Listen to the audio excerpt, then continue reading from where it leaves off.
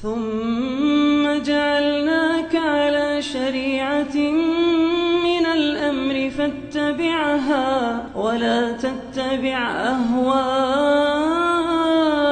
الذين لا يعلمون.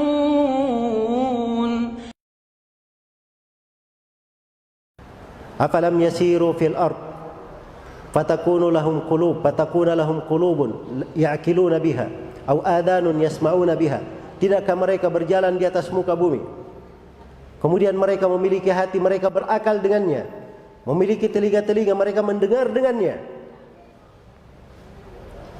Ini kejadian umat-umat telah lalu. Bahkan di masa Nabi SAW, ketika para sahabat Rasulullah SAW tertimpa ujian dan cobaan, itu langsung turun ayat, diabadikan di dalam Al-Quran agar supaya menjadi renungan bagi umat ini sampai hari kiamat. Ketika para sahabat mengalami kekalahan di perang Uhud, maka disebutkan di dalam Al-Quran ada sebagian dari ucapan mereka, awalamma asabatkum musibah qad asabtum mithlaiha qultum anna hadha. Apakah ketika kalian itu tertimpa musibah, padahal sebelumnya kalian sudah memperoleh dua hal yang semisal dengannya? Iya.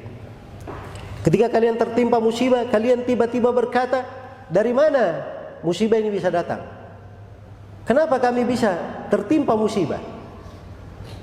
Maka Allah Subhanahu wa ta'ala langsung menjelaskan, katakanlah wahai Nabi Muhammad, bahwa musibah itu menimpa kalian disebabkan karena diri-diri kalian sendiri. Langsung diingatkan, diambil pelajaran darinya. Sebab itulah kesempurnaan dari agama ini, kelengkapan dari tuntunan dan syariat ini, dan kelebutan Allah Subhanahu wa ta'ala untuk umat Islam ini, disempurnakan untuk mereka pintu-pintu kebaikan, dilengkapkan untuk mereka segala jalan yang mengantar kepada ketaatan.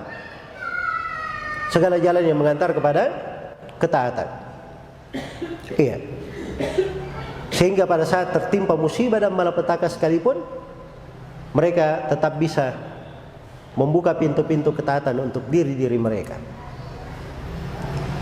Rasulullah sallallahu alaihi wasallam pernah bersabda di dalam sebuah hadis. Dan ini hadis diriwayatkan oleh Imam Al-Bukhari dan Imam Muslim dari Suhaib bin Sinan Ar-Rumi radhiyallahu ta'ala anhu, atau dalam riwayat Muslim. Beliau berkata, Rasulullah sallallahu alaihi wasallam bersabda, ajaban li amril mu'min, inna amrahu kullahu lahu khair wa laysa dhalika li ahadin illa lil mu'min. In asabathu sarra syakar fakana khairan lah, wa in asabathu dharra sabar fakana khairan lah. Sangat menakjubkan perkara seorang mukmin itu, sangat mengherankan. Seluruh perkaranya adalah kebaikan. Jadi segala makna di dalam kehidupan seorang mukmin itu bisa menjadi kebaikan. Itu bisa menjadi pintu ketaatan, sebuah lahan ibadah yang mendekatkannya kepada Allah Subhanahu wa ta'ala pada segala hal yang terjadi dalam kehidupannya. Dan ini tidak terjadi untuk seorang pun kecuali untuk seorang mukmin saja.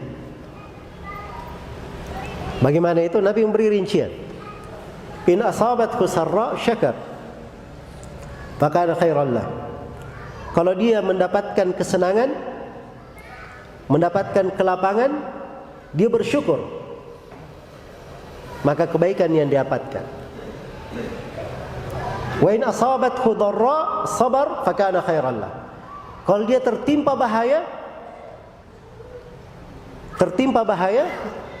dia bersabar, maka kebaikan pula yang dia dapatkan. Subhanallah.